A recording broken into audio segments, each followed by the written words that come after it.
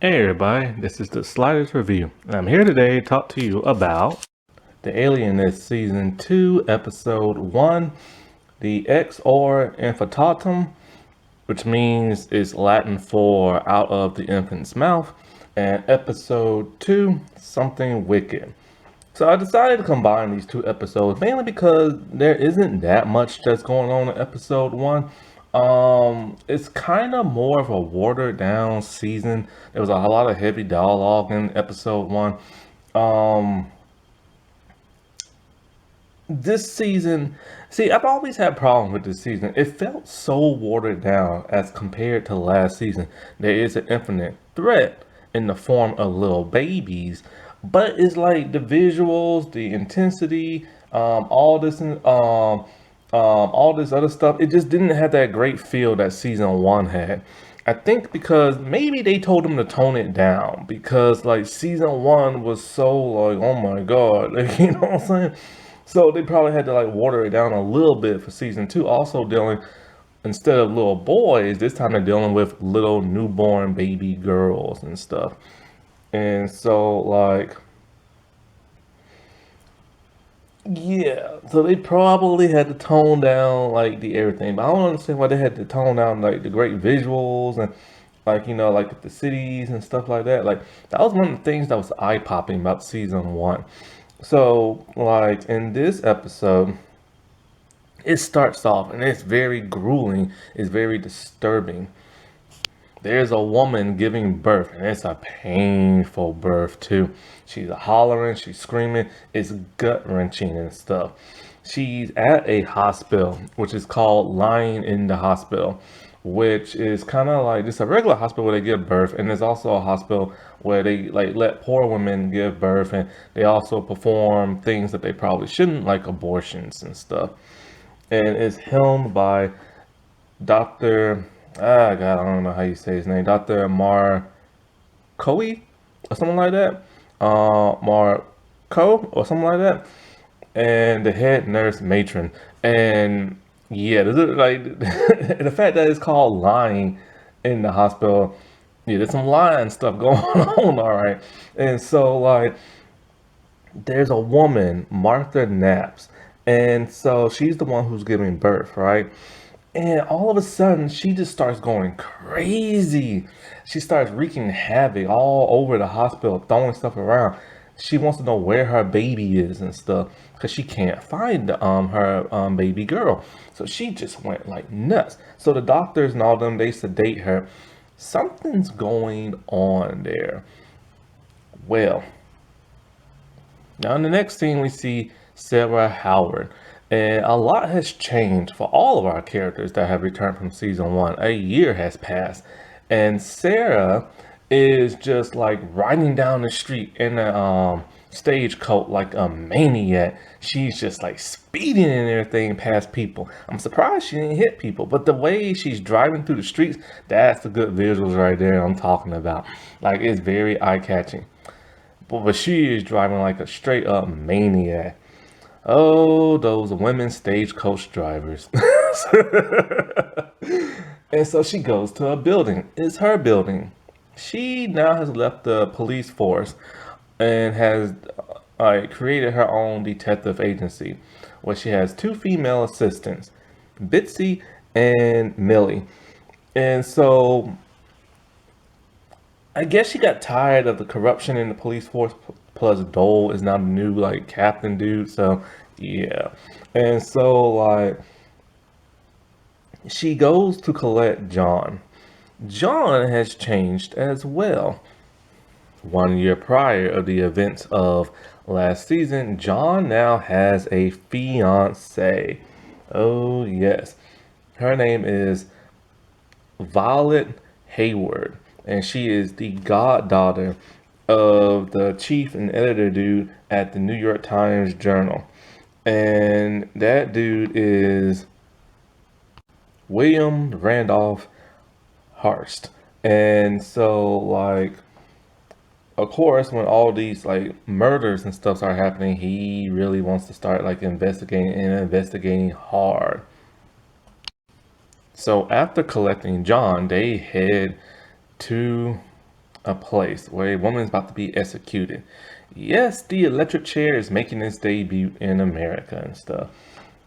And who is that woman? Martha Knaps, the same woman who asked where her baby is. See, Martha has been arrested and accused of murdering her baby, the one that she said went missing. She has spoken to the man himself a month prior. No, not Becky Lynch. She's no longer allowed to be called that because the old helicopter man is a crybaby. Dr. Laszlo Chrysler himself. And she tells him straight up, she never murdered her child. She never, her child is missing. And she wants him to find her baby. And she knows that her time is up. Okay, she knows. And so he's there at the execution, and so is John, and so is Sarah. And she tells Laszlo before she's executed, just make me a promise, find my baby. And so none of the men in that building, they want to hear what Sarah or Laszlo or John have to say, especially John Barnes. He is there being his typical corrupt self. Or is it Jim Barnes? I can't remember. And so also Dr. Marcoe, or whatever his name is, Marco, he is there too. And he refuses to listen to what any John or Laszlo or Sarah have to say. And Sarah is protesting profusely for them to stop this and actually go search for the baby. But they don't want to hear it, and they flip that switch. And it is disturbing to see somebody get electrocuted, and then they raise the voltage up to 200. Smoke is everywhere. Her body is just shaking. It's a horrific thing. This is just acting. Just think what the real thing is like. Now, outside of the execution place is Elizabeth Staton. She is an activist, and she's also part of the suffrage movement along with Sarah. See, the suffrage movement is starting to take way and everything for women to start having rights and women to start voting and all this other good stuff. Sadly, it would take 30 years later just for them to vote. So she is she is in disgust of the whole execution, and she wants justice for it.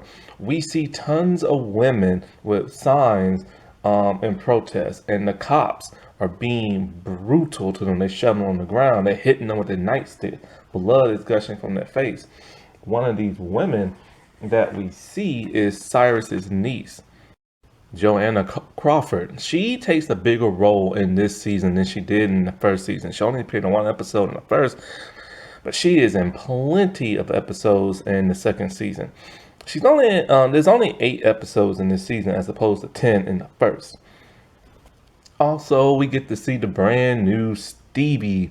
This Stevie looks very similar to the original one, but he looks a bit older, a bit more. He looks more smug and meaner than the first one did.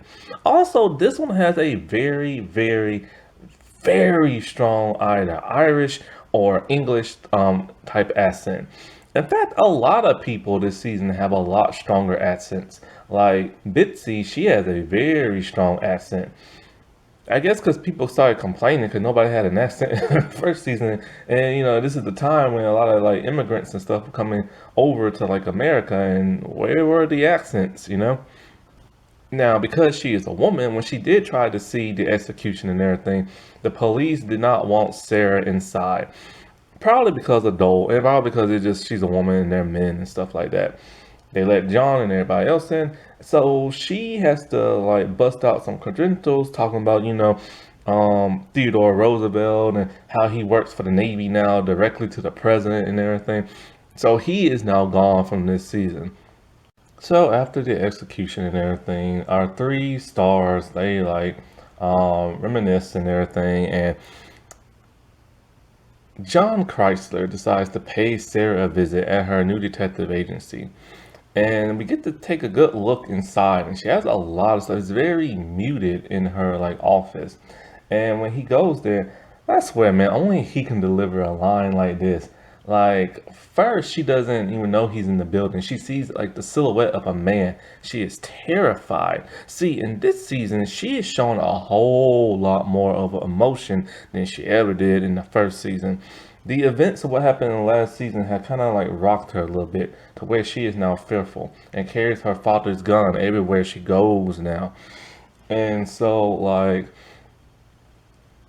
she is like she's so like she even cried at the execution, and crying is something she really doesn't do. So the events of season one has really changed her, but it's also made her still more stern towards men and everything. And so like but she's also become more scared and fearful. So when she sees the silhouette of a man, she points the gun and she threatens to shoot him. And of course, coming out of the shadows is John. And no, Laszlo, my bad. Laszlo, not John. And she's like, "Ah, Laszlo, I could have shot you." And she's even showing more emotion in her tone of voice when she talks now instead of that very stiff way in season one. And so, like, but that line I told you about, only he can deliver a line like this. He's all like, I can't get the smell of like burnt flesh out of my nostrils as he's slowly walking towards her. Only he could deliver a line like that. And he starts talking about how heartbroken he is about that because he tried his best for a whole month to save this woman and profess her innocence, but it just wouldn't work because, like I told you before, she said her baby went missing. They say she killed her baby, and I already told you there's something fishy going on at that hospital. And so, like, they talk, and he looks around at her office, and what does he do? What Laszlo does best. He reads Sarah, and Sarah is not happy about this.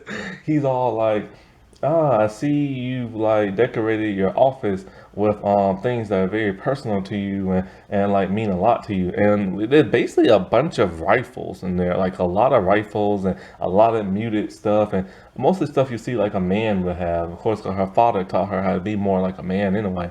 And so she just tells him straight up, "I am not here to hear this. Like, do not use your psychobabble on me," and stuff like that. But he can't help being who he is. You know what I'm saying? And so, like, then it's funny because he's at like having dinner somewhere and he sees John. So he goes and greets John. And he's all like, I still like, you know how he is. He can't stop talking about business, even when he's eating. And he's all like, I just can't stop thinking about that baby that's gone missing. And John is just like, Laszlo. And so Laszlo just keeps talking and talking. And John's just like, Laszlo. I'm just like, okay, I think I know what's going on because the camera is only panning to John and Laszlo's face, and they're both standing up. I'm like, I bet you I know exactly what's happening. And boom, it is. He's upset because Laszlo won't greet his fiancee Violet. He doesn't even see the woman. He just looks straight at John and just starts talking stuff. He probably did this only because you know how he is and just not paying attention, or he probably did this because he gave John that engagement ring to give to Sarah. And for some reason, John and Sarah are not together. Now it's John and Violet. So, and being Laszlo, he does insult the woman a little bit in a very smartsy kind of way, which kind of goes over her head, but John picks up on it. So at some point, Laszlo goes and visit at the lying in hospital to talk to the doctor. But the matron shows up and informs the doctor, but the doctor does not want to see Laszlo whatsoever. I'm telling you, man, there's something strange going on with that man. Why? Because there's a scene where another woman is giving birth. And so after she gives birth, the baby's fine, baby's healthy, everything. The woman is sedated. And the matron's all like, what should we tell her? He's like, well, we tell all the women. Tell them like the baby has died in birth. So at some point, the doctor is giving a lecture somewhere about the madness murders of a mother, and how like there'll be like a low birth rate of women would do this and women would do that. Laszlo disagrees with him and publicly tells him that in front of all the men. And so the doctor shades Laszlo and tells him, "You only bitter because you lost your case and everything." Now we get this scene where we're at the embassy for Spain, and the Spain ambassador, he leaves his wife there, and his wife has a newborn baby, and so like I think it's a baby boy, I think, and so like um she is worried about being there all by herself. Be like, look, we have like, security, this and that. We see her take the baby in the park, sitting down. Something is disturbing this woman. Something is going on with this woman. And so she's having PTSD. Not sure why. Not sure something happened in Spain or it's just after just giving birth. Postpartum depression could be it, you know what I'm saying? So she gets scared when this like homeless veteran shows up with no leg asking for money. And people are taking pictures, so flash scares her, so she goes back home. She relaxes and has a bath. We know something's going on because we can see somebody spying on her in the park. And then we see somebody spying on her in her place. When she goes to check on her baby, the baby has now gone missing. And in the baby's place is a disturbing doll. At first, when you look at this doll, it looks like his eyes been blacking out and there are stitches around his eyes. But no, that is not it. What it is, it's the baby's eyes are black, possibly missing. This is a baby doll, by the way. The baby doll's face is eyes are probably missing, but the black lines are like eyelashes to indicate the baby is still alive and looking at you, or something like that. Well, at least that's what they said in another episode. So whatever. And so and there's some stuff around his mouth, not sure what, but it's kind of like a weird stain type thing around the baby doll's mouth. She is horrified, she is stricken. Somebody has kidnapped her child, somebody has broken in with all that security and stuff and has replaced her child. So the Elizabeth Staton lady, she calls in Sarah because Sarah's the detective. And so as Sarah and Bitsy are there, they're like gathering all the information they can. And Staten's all like, why don't you like get Dr. Laszlo to help you and everything, since he helped with those prostitution boys last year. Sarah does not want to hear this. Sarah tells her, if I need an alienist, then I will call for one. But I am more than capable of finding like your missing child because this is a police matter. And since she is a woman and you are a woman, I am the only one qualified to do this. She does not want Laszlo help at all. And I mean at all and stuff. So that makes you wonder what happened between that year. Did something happen or what? You know, I kind of forgot because I've only seen this season one time. But yeah, I know who the killer is and stuff. And so like that I remember for sure. That's kind of bugged me because they revealed the killer very early on, as opposed to last season. And so like so she's doing her detective work and she's looking all around the building and she deduces where the child abductor, kidnapper, was able to sneak in through like the small little place, like kind of like near like a wall or a fence type thing, and it leads out into an alley. This very disturbing building, a building that has been burnt down and stuff like that. And so like we see John and we see Sarah, and they go to visit Cyrus. Now Cyrus has moved on from working with Laszlo. He has now took the advice of Laszlo and his niece and has started his own place. And he started this type of place called like a speedy bar. It's a saloon. It's the Monterey's Oyster Saloon. And ironically, his niece is working there, which is strange because Laszlo sent her to college to be like something. But she helps him, I guess because of the events of last season, she's still worried for him. Cyrus does not want her working there. because like he wants her to better herself because she did go to college, and he wants her to work for like one of those rich fancy white homes, he said. But she doesn't want to. She just wants to stay with him. He doesn't want her there because a lot of gangsters hang out there. Some really tough ones, especially one called the Hudson Street Dusters and stuff. We do get to see them in action in the episode 2, which is disturbing. And so like um now I'll get into that a little bit later. Let's put a pin in that for now. So we have a scene where some random girl and her mother are going to like a toy store, and they're having this big grand opening type thing. And so they're there, and the girl just happens to look at a doll that looks very funny. We don't get to see the doll face just yet. She picks it up and she screams. Why? We didn't see that doll. It is not a doll. It is a dead baby.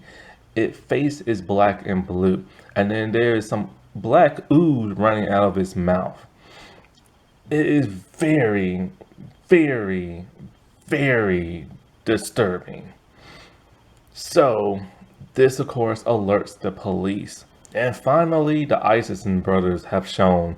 And so they starting to investigate doing this and that. And they look inside the baby's mouth and they have determined it is poison that has killed this child. And so, oh, also the baby, the real baby's eyes are in the same manner as the doll with the little black lines and stuff. And so as he leaves, here comes John, here comes Sarah. They can't really talk to them, and they're being a little bit shady. They're kind of like giving them the cold shoulder a little bit. Why? Because Dole does not want them talking to them because they still work for Dole, and so they said they will meet in secret and then they will talk about this later with Laszlo. And so now that this baby has been found dead, now Sarah brings in Laszlo. So the man himself comes in and him and Sarah are talking. And he feels like whoever this killer is hiding in their own darkness. And Sarah feels like they're doing this because like it's a way for them to like love again or something like that, or be able to love. So like the poison, when the Iverson brothers do their forensic stuff, they determined that the person used poison on the baby to kill the baby, but then they changed their mind and gave the baby some I think carbon or something like that. That was like the ooze that came out because the carbon is supposed to like dilute the poison. So for some reason that person had changed of heart and tried to save the baby, but the baby just died from lack of oxygen and stuff. And so now they must look and find out who this killer is, which leads John and Sarah to Cyrus's place. Why? Because they went somewhere to find out who bought the doll that they gave to Isabella. And so all that leads, and then that alleyway or that burnt down building, it all leads them to this one man, this new gangster in the show. And Cyrus, like, I can try to like arrange a meeting with y'all and stuff. Um, Goo Knox. What kind of name is that? Goo Knox. He is our gangster. And so Cyrus arranges a meeting with them, but supposedly he's not there. When Sarah and John are outside, Sarah is like away doing something, and John, oh John, oh John, oh John, he is now confronted by the Hudson Street Dusters. Now, before I get into them, there was a very disturbing scene with them in the beginning of episode 2. They are hacking up a person's body with like a machete and like a butcher knife. They're just chopping it up for some bizarre reason. And they're doing it, they're all in that, like the filth of the blood and everything, right? And we don't see the body, but we just see them hacking away and something is below them. And we see them pull up the finger of like the dead person with the ring on it. He puts the finger in his mouth and pulls out the ring. They are disgusting and nasty. Then he takes the foot of the dead person and he feeds it to his dog. these people are ruthless, way more ruthless than the gangster from the first season. And so, like, when he confronts John, he's like, "Oh, I heard you've been looking for me and everything." He's like, "Yes, I want to know about this building you own and like, the a doll that was purchased and a missing baby." He's like, "I don't even know what you're talking about." And so he then pulls out like a blade and he's gonna kill John until he is saved by Sarah and her daddy's gun, and she threatens to put a bullet in his skull if he doesn't leave John alone, and he doesn't. And she's all like, well, "All right, fine. How about you live the rest of your life without your little shillelagh and everything?" So she threatened to shoot his you know what off and everything. So then he finally leaves her alone, and he tells her the same thing he tells John. He don't know what they're talking about. He knows something. You know he knows something. And so Sarah is not going to be messed around with this season. Like, because of what happened last season, boy, she takes that gun everywhere and she will shoot first and ask questions like second and stuff. So the Isaacson brothers, they have a bunch of white rabbits and they're killing them with poisons, different poisons to determine which poison killed the baby. They're cutting open the bellies of like the rabbits and stuff. Is very gross. Now, Lucas, he has caught the eye of Betsy and everything. And so, like, I guess he's finally gonna get a woman this season. But then Barnes show up and he threatens Lucas. And he blackmails him. He's all like, "Look, man, I ain't gonna hurt you. But if you don't tell me what I want to know, I'll hurt your brother and everything." And what he wants is information on these new murders and stuff, so he can rely it back to Dole. Why corruption? So Barnes has instructed Dole to arrest um, Isabella, the lady who has the missing child. And so, like, he straight up arrests her and puts her like on the back of like the carriage. Till John, I think John, no, no, not John, not John. Sarah and Laszlo, they stop her and they stop him, and they tell him she has diplomatic immunity and stuff like that, and you can't arrest her unless you want to stage an international incident. So he caves and lets her go. They talk to her, and Laszlo wants to hypnotize her to find out like if she can reveal anything that might have happened or something like that. She does not want to whatsoever, but I think Sarah tells her, you know, like it'll probably be the best because you might be able to recall something that you couldn't when you were like awake and stuff. Now, when they determined the baby, they asked, is it a boy? Was it Isabella's, like the dead baby? No, it wasn't. It was a girl. This causes Laszlo to be concerned. He has suspicions. So he checks the baby's back because it's supposed to be something back there, kind of like a bump or something like that. And he finds what he regrets. It is the baby of Martha Knapp's. And he now knows for sure that her baby was kidnapped and she did not kill her baby, and there's something going on at that hospital. Now, there is two disturbing scenes towards the end of both episodes. We see Isabella's baby in a crib with some type of gate on the top of it so it can't escape. And then we see the killer painting the eyelids on dolls and stuff. More dolls have been purchased. It is very creepy. It is very disturbing. So even though this season isn't as good as the first season, it is still very like intriguing and worth the watch and everything. The intro has changed. It's not as cool as the first season intro, sadly. I don't know. It's just this season just feels so watered down. You know, like it doesn't feel like suspenseful and intense as like the first season. But it is gonna pick up. Trust me, it is gonna pick up. But then when you find out the killer's motives and all this other stuff, and when you find out who the killer is, it's kind of like, it's just kind of like it's not as like terrifyingly gruesome as it was in the first season, but this still is a good season. And I really do hope they get picked up for a third, but who knows? I think this came out in 2020, I think, and it's already 2022, and there still has been no word on that yet. Alrighty, well, I'll talk to y'all later. Bye.